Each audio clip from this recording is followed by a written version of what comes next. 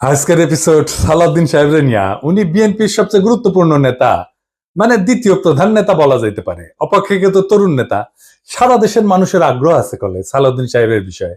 আমার আছে, হ্যাঁ, আমার ওনার খুব পছন্দই হয়। কেন হয় বলি। প্রথমত, উনি দারুণ সুদর্শন একজন মানুষ। বাংলাদেশের পলিটিশিয়ানদের মধ্যে এমন সুদর্শন আর কেউ আছে কিনা আমার জানা নাই। পলিটিশিয়ানদের বাদ দেন, বাংলাদেশের নাগরিকদের মধ্যে এরকম সুদর্শন পুরুষ খুব কমই পাওয়া যাবে। ওনার বয়স মনে হয় 62-63 এরকম হবে, কিন্তু দারুণ রিজু একহারা ফিগার, দারুণ ফ্যাশন সচেতন।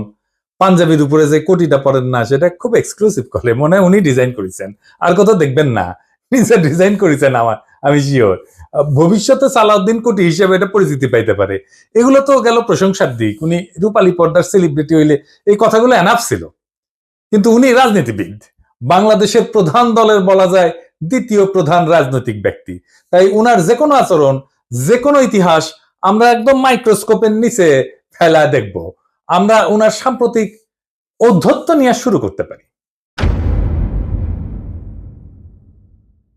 দেখেন, একটু লক্ষ্য করেন, সিনিয়রদের প্রতি ওনার ন্যূনতম একটা সম্মান বোধ নাই। এখনই যে দলের মহা কিছু হয়ে গেছে, মঈন খানকে বক্তব্য দিতে থামাই দিল। পদত্যাগের ব্যাপারে আমরা লিখিত বক্তব্যে জানিয়েছি, আগেও জানিয়েছি। নিরাপত্তা উপদেষ্টা এবং আর দুইজন ছাত্র উপদেষ্টা যাদের কারণ আগেও জানিয়েছি। নিরাপত্তা উপদেষ্টা এবং আর দুইজন ছাত্র উপদেষ্টা যাদের কারণ আগেও জানিয়েছি। নিরাপত্তা উপদেষ্টা এবং আর দুইজন ছাত্র উপদেষ্টা যাদের কারণ। তারপরে মঈন খান বক্তব্য দিচ্ছেন, এটা ওনার সহ্য হইল না, উনি চলে গেলেন। দেখেছেন, দেখেন। যে তিনটি বিষয় নিয়ে আমরা কথা বলেছি আপনারা শুনেছেন, সংস্কার, বিচার এবং নির্বাচন। আমরা স্পষ্ট ভাষায় বলেছি যে উনার নিজের দলের সিনিয়রদের যিনি সম্মান দেন না, উনি দেশের সাধারণ মানুষকে সম্মান দিবেন কিভাবে? আবার ওনার বক্তব্যের টোন দেখেন, মনে হয় ধমকায় ধমকায় কথা বলতেছেন। নিরাপত্তা উপদেষ্টা এবং আর দুইজন ছাত্র উপদেষ্টা যাদের কারণে এই সরকারের নিরপেক্ষতা ক্ষুণ্ণ হচ্ছে, তাদেরকে বাদ দেওয়ার জন্য আমরা আজকেও লিখিত বক্তব্য আমরা দিয়েছি। সেই আশ্বাস ওনারা দেখবেন, আমরা আমাদের বক্তব্য দিয়েছি। আবার পাশাপাশি আমির খসরু মাহমুদের বক্তব্য দেখেন, নম্র বিনয়ী ভাবে বলতেছেন, তাই না? দেখেন, আমি একটু বলি, মূলত সংস্কার এবং বিচার, নির্বাচন, এই তিনটার উপর আলোচনা হয়েছে। তো সালাউদ্দিন সাহেবের টোন দেখেন, আবার দেখেন। নিরাপত্তা উপদেষ্টা এবং আর দুইজন ছাত্র উপদেষ্টা যাদের কারণে এই সরকারের নিরপেক্ষতা ক্ষুণ্ণ হচ্ছে, তাদেরকে বাদ দেওয়ার জন্য আমরা আজকেও লিখিত বক্তব্য আমরা দিয়েছি। মনে হয় ধমকাইতেছেন। উনার ধমকানিরে কেউ তো দে, হ্যাঁ তো দে না। হ্যাঁ, সে বলে চুপপুরে সরাইলে সাংবিধানিক সংকট তৈরি হবে, আর প্রফেসর ইউনূস পদত্যাগ করলে জাতি নাকি বিকল্প বেছে নেবে। মানে চুপপুর কোনো বিকল্প নাই। হাসিনার যেমন বিকল্প ছিল না, চুপপুরও বিকল্প নাই। যাই হোক, এটা আওয়ামী লীগ বললে তো মানা যাইতো, এটা বিএনপি বলে যে চুপপুর কোনো বিকল্প নাই। কোন লেভেলের বেদবি দেখেন। সালাউদ্দিন সাহেবকে নিয়ে কয়েকটা প্রশ্ন উঠছে বলে, খুব গুরুতর প্রশ্ন, যেটার জবাব উনারে দিতেই হবে, বিএনপিকেও দিতে হবে। কারণ বিএনপি ক্ষমতায় যাইতে চায়, সরকার গঠন করতে চায়, এবং বিএনপির মুখপাত্র সালাউদ্দিন সাহেব। আলাপ উঠিছে যে সালাউদ্দিন সাহেবের পোলা এস আলমের অফিসে বসতেছে। এই ব্যাপারে সালাউদ্দিন সাহেবের বক্তব্য কি? এস আলমের সাথে সালাউদ্দিন সাহেবের সম্পর্ক কি? এটা না একটা ব্যাখ্যা দেশবাসী জানতে চাইতে পারে। সারা দেশে একটা ধারণা প্রবল, সালাউদ্দিন সাহেব শেখ হাসিনার ক্যাশিয়ার, দুর্বৃত্ত অলিগার্ক এস আলমকে, তার বাণিজ্যিক সাম্রাজ্যকে প্রোটেকশন দিতেছেন। সালাউদ্দিন সাহেবের স্পষ্ট বক্তব্য দেওয়া উচিত, বিএনপির স্পষ্ট বক্তব্য দেওয়া উচিত। সালাউদ্দিন সাহেব যখন ধরা পড়ছিলেন, গুম হয়েছিলেন যে বাসায়, ওইটা এস আলমের একজন কর্মচারীর বাসা ছিল। অদ্ভুত ব্যাপার না? ফিরে আসলেন, যে গাড়ি চললেন, সেটাও একজন এস আলমের গাড়ি। সালাউদ্দিন সাহেব গুম কমিশনে জবানবন্দি দিচ্ছেন, এটা সত্য।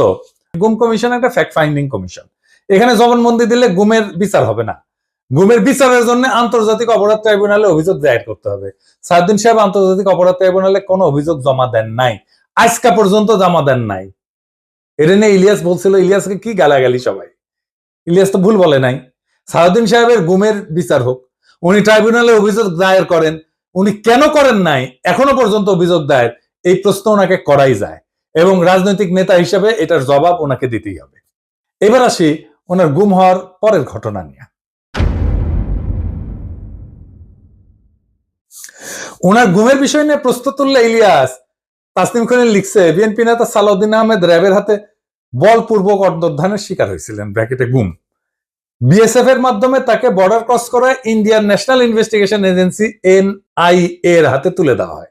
বাংলাদেশ এবং ইন্ডিয়ান রাষ্ট্রীয় বাহিনীর হাতে বলপূর্বক অন্তর্ধান এবং এক্সট্রাঅর্ডিনারি রেন্ডিশনের একজন সার্ভাইভারকে নিয়ে যারা কুৎসিত প্রপাগান্ডা করছো, তাদের উপরে মজলুমের লানত। হ্যাঁ, ঠেলায় পড়লে নাকি বাঘে ধান খায়।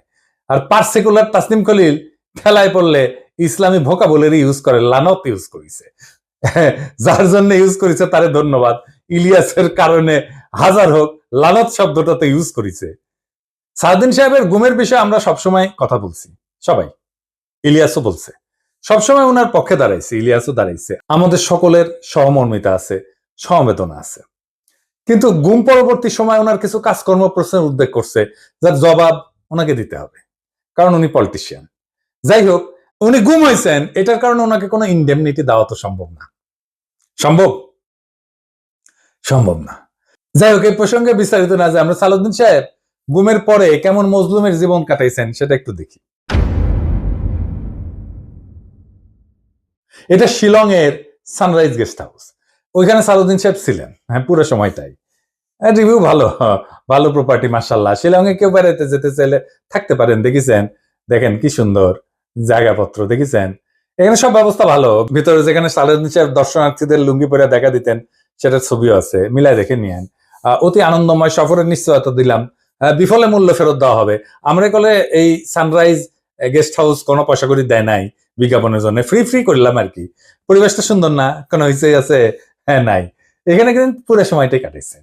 উঠিছেন মে মাসের 2015 সালে। তার 2 মাস পরে ডেইলি স্টার এই রিপোর্টটা ছাপে, তিনি কেমন আছেন। এটা একটা বিলাসবহুল গেস্ট হাউস, রিপোর্টেই কইছে 4টা বেডরুম, উনি 2টা রুম ভাড়া নিছিলেন, কিন্তু থাকতেন একাই। দেখেন রিপোর্টে বলা আছে, অন্তত এই রিপোর্টে তাই বলতেছে। কিচেন আছে, খুব চমৎকার ড্রয়িং রুম আছে, ফায়ার প্লেস আছে, সবুজ লন আছে, পিসের সবুজ লন, এটা দেখে দেন। এইটা স্যার লাইব্রেরি আছে, বার আছে, তাতে মধ্যজাতীয় পানীয় আছে। সাদিন সাহেব একা একা খেলেন, হাঙ্কার এনে দিয়েছে, খাবেন না, কিছু করলাম নাহিনি। তাইলে সাদিন সাহেব একটা কথা কই, যে সত্যেন্দ্রনাথ দত্ত আছে না, ওনার মদিরা মঙ্গল নামে একটা প্যারোডি আছে। ওই যে ডিএল রায়ের বঙ্গ আমার জননী, আমার ধাত্রী, আমার দেশ, একটা গান আছে না, ওইটা দিয়ে এটা একটা প্যারোডি বানিয়েছিলেন, মদিরা মঙ্গল। উনি কইছিলেন, মদ্য আমার, পানীয় আমার, শরাব আমার পেগ, কেন কোম্পানির নজর দিল গো, কেন হলো গো ডিউটি পেগ। মানে ডিউটি বেড়ে গেছিল তো উনি মনের দুঃখে প্যারোডি লিখেছিলেন। তারপরে লিখেছেন, নিরামিষে যকৃতটা শুধু বৈরাগী সম করিছে শেখ, রাগ্গি আমার, মাগ্গি আমার, ভাগ্যি আমার পেগ। হ্যাঁ, আপনাদের প্রিয় রঠা মানে রবি ঠাকুর, মানে বিএনপির প্রিয় তো রবি ঠাকুরের একটা গান বলি আর কি। আপনারা নাকি রবি ঠাকুরের গানকে জাতীয় সঙ্গীত বানাইতে পারিয়া কৃতজ্ঞ, সেজন্য ওনার একটা না বললে কেনকা করে হয়। ওনার চিরকুমার সভা একটা লেখা আছে, ওরা অক্ষয় বলে একজন চরিত্র আছে, ওই গাইতেছে, ওই গাইছে কি জানেন, অভয় দাও তো বলি আমার উইস্কি, মানে ইচ্ছা, অভয় দাও তো বলি আমার উইস্কি, 100 টাকা সোডার জলে বাকি 3 পোয়া হুইস্কি। হ্যাঁ, আমাকে না একবার খাওয়ায় না সালাউদ্দিন সাহেব, 100 টাকা সোডার জলে বাকি 3 পোয়া হুইস্কি খাওয়ায়। এটা আমার উইশ থাকলো আপনার কাছে। পুরা বাংলাটা নিজে তো ভাড়া করেছিলেন, তো বাংলাদেশি টাকায় কত? 1.5 লাখ টাকা মাসে। আবার একজন পার্সোনাল অ্যাসিস্ট্যান্ট ছিল, ম্যানেজার ছিল, 2জন কেয়ারটেকার ছিল, 2জন মালি ছিল।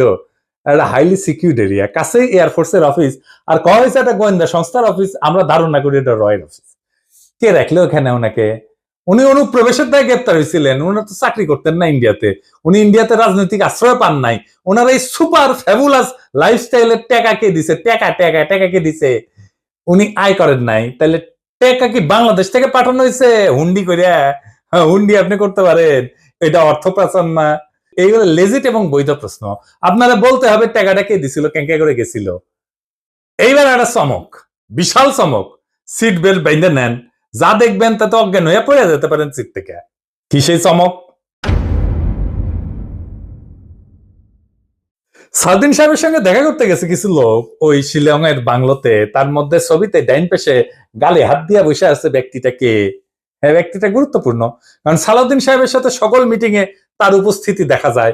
সে ঠিক ওই একই চেয়ারে বসে, এইটা সাহেব আপনি দুটা ছবি পাশাপাশি দেখান না। দেখেন দুই সময়ের ছবি কলে দেখা করতে এসছে, তারাও ভিন্ন কলে। হ্যাঁ, সাউদ্দিন সাহেব এক ছবিত লুঙ্গি পরে আছে আর এক ছবিত পায়জামা পরে আছে, দেখেছেন। কিন্তু ওই বান্দা ঠিকই একই আছে ওই চেয়ারে। কে সে জন, তার নাম কি জানেন? তার নাম বিপ্লব পার্থ। চট্টগ্রামে তাকে সবাই চেনে, আওয়ামী লীগের একজন লেসপেন্সার, আওয়ামী লীগের একজন কর্মী এবং ভারতীয় এজেন্ট হিসেবে। আওয়ামী লীগের 15 বছর পুরোটা সময় দাপটের সাথে জীবনযাপন করে গেছেন। ছিলেন চট্টগ্রাম মহানগর আওয়ামী লীগের সাধারণ সম্পাদক আজম নাসির উদ্দিনের অন্যতম ডাইন হাত। আজম নাসিরের অনলাইন একটা পোর্টাল ছিল, তার নাম ছিল জয় নিউজ। জয় নিউজের সাংবাদিক হিসেবে দীর্ঘদিন কাজ করেছিল এই বিপ্লব পার্থ, মাশাআল্লাহ। কিন্তু এইসব পরিচয়ের বাইরেও তার একটা বড় পরিচয় আছে। বিপ্লব পার্থর মূল পরিচয়, সে ইসকনের চট্টগ্রাম বিভাগের মিডিয়া সেলের সমন্বয়ক।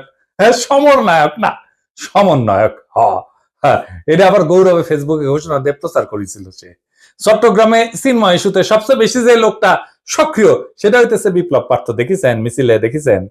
আজম নাসিরকে দ্বিতীয়বার চট্টগ্রাম সিটি কর্পোরেশনের মেয়র নির্বাচনের জন্য মনোনয়ন পাওয়া দেওয়ার জন্য ওই নাকি অমিত শাহর কাছে নিয়ে গেছিল আজম নাসিরকে। আওয়ামী লীগ সরকারের আমলে বিপ্লব নাকি 60 বারের বেশি ইন্ডিয়া সফর করেছে। গর্ব করে কইতো, সব জায়গায় প্রচার করতো। আর এই সমস্ত সফরের নাকি বেশিরভাগই ছিল সরকারি সফর। তার পাসপোর্ট যাচাই করা হোক, তার প্রমাণ মিলবে। ইমিগ্রেশনে খোঁজ নেন, দেখেন কয়বার গেছিল। এটা পুলিশের কাজ, গোয়েন্দা সংস্থার কাজ। কেন একজন ব্যক্তি এতবার ভারত সফরে গেল, সেটা নিশ্চয়ই কারণ আছে। অনুসন্ধান করে এই রহস্য উদ্ধার করা হোক। এতদিন আওয়ামী লীগ হইলেও, এত সাজলেও আওয়ামী লীগ সাজলেও 5ই আগস্টের পর হঠাৎ কইরা রূপ বদল করে বিএনপি হয়ে গেছে। সব প্রোগ্রামে যায় বিএনপি। একসময় সাংবাদিকতা করলে এখন পুরোপুরি বেকার করে এবং কাজ করে না। তো শোনা যায় আর কি যে ওক নাকি রয় ঢুকাইছে বিএনপির মধ্যে এবং বিএনপির সমস্ত তথ্য ভারতে পাচার করার জন্য। এমন একজন বিতর্কিত সেন্সিটিভ লোক ফ্যাসিবাদী সরকারের সময় কয়েকবার দেখা করছে সালাউদ্দিন সাহেবের সাথে। কি কারণে? সালাউদ্দিন সাহেবকে তো কইতে হবে কেন সে সব মিটিং এ থাকে। 5ই আগস্টের পর বিপ্লব পার্থ শেল্টার হইতেছে, গডফাদার হইতেছে বিএনপির আরেক স্থায়ী কমিটির সদস্য আমির খসরু মাহমুদ চৌধুরী। দেখেন ওর সাথে, দেখেন খালি ঘুরে বেড়ায়। স্বীকৃত, এটা প্রকাশ্য এবং স্বীকৃত। অথচ গত 15 বছরে ছাত্র দল এবং যুব দল করা হিন্দু সম্প্রদায়ের প্রচুর লোক আছে চট্টগ্রামে, তারা কাছে ভিড়তে পারে না আমির খসরু মাহমুদের।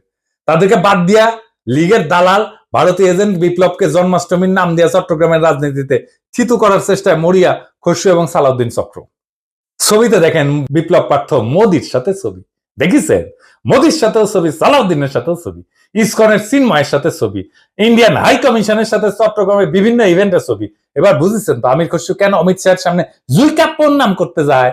কানেকশন বুঝেন? আমির খসরু, সালাউদ্দিন, ইসকন সব বরাবর। আর একটা ইস্যু আছে, সেটা হইতেছে মরাল ইস্যু। আমার স্কুলে বড় ভাই ডাক্তার ফিরোজ খুব ভালো ছাত্র ছিলেন। ডাক্তারি শেষ কইরা উনার ক্যারা উঠেছিল, উনি পলিটিক্স করবেন। খালেদা জিয়ার অ্যাসাইনমেন্ট অফিসার ছিলেন, খুব দাপুটের নেতা ছিলেন বিএনপির। শুনতাম উনি নাকি দুর্নীতি করে ফাটাই ফেলিছে। তারপরে শুনি 1/11 পর অস্ট্রেলিয়াতে গেছে। একটা ছোট্ট ঘরে 2 মেয়ে সহ পুরা পরিবার নিয়ে থাকতেন। ওই একই ঘরে থাকা, ঘুমানো। নিজে নাইট গার্ডের চাকরি করেছেন ডাক্তার হইয়া। হারিস চৌধুরী সিলেটের জমিদার বংশের ছেলে ছিল। রাজনীতি করে এসে সব হারিয়েছিলেন। 1/11 পরে থাকতেন পান্তপথে, খুবই দিনহীন ভাবে, পরিচয় লুকায়। মারাও গেছেন পরিচয় লুকায়। বেওয়ারিশ হিসাবে তাকে দাফন করা হয়েছিল। নিরাপত্তার কারণে পেট চালানোর জন্য চাঁদনি চকে কাপড়ের দোকানে কর্মচারীর কাজ করতেন। সেরা পাঞ্জাবি পরতেন, রিক্সায় চড়ার পয়সা ছিল না, হাইটে যেতেন। মির্জা ফখরুল নিজেই বলছেন, এই আওয়ামী লীগের আমলে বিএনপির নেতা কর্মীরা বাড়ি ছাড়া হয়ে ঢাকায় এসে রিক্সা চালায়, উনি কান্দিছিলেন, ফ্যাস ফ্যাস করে কান্দিছিলেন। আর আপনি সালাউদ্দিন সাহেব রাজার হালে থাকেন, শিলংয়ে লজ্জা লাগে না সালাউদ্দিন সাহেব? আপনার ভারতে থাকার টাইমে সকল খরচা কিভাবে করেছেন জাতিকে জানাইবেন। ইসকনের সাথে আপনার কি সম্পর্ক সেটাও জানাবেন। জাতির এটা জানার অধিকার আছে। 1975-এ সোহরাওয়ার্দীর বডিগার্ড জয় বাংলা হয়ে যাওয়ার পরে বেশ কিছু বছর কাটাল রানী ইন্ডিয়া ছিল। সেখান থেকে বাংলাদেশে ফিরে আমাদের উপরে স্টিম লোডার চালাইছে ফ্যাসিবাদের সাথ দিয়ে, আবার ভারতে পালায় গেছে। অনেকে বলে হাসিনা পালায় যাওয়ার পরে সালাউদ্দিন নামের এই বিএনপির নেতাকে ভারত বাংলাদেশে পুশব্যাক করে দিছে। এতদিন আসতে পারেননি উনি, তারপরে 1 সপ্তাহ যায়নি হাসিনা পড়ছে, ওনারে পেটে দিল। আগে পাঠাচ্ছিল না। কাকতালীয় ভাবে জীবনের বড় একটা সময় হাসিনার চেয়েও বেশি সময় ভারতেই ছিলেন। তো এই সালাউদ্দিন সাহেব ইদানিং হাসিনার মতো উদ্ধতভাবে কথাবার্তা বলা শুরু করেছেন। সামনে ওনাকেও সম্ভবত আমরা হাসিনার প্রতিবেশী হিসেবে ভারতে দেখতে পাবো, মাশাআল্লাহ। সালাউদ্দিন সাহেব, মানুষ আপনারা ইন্ডিয়ান মাল বলে, আপনি শুনেন না, কিন্তু ক্যামেরা ঠিকই শুনে। এই যে দেখেন, আপনারা কয় ইন্ডিয়ান মাল আসিছে।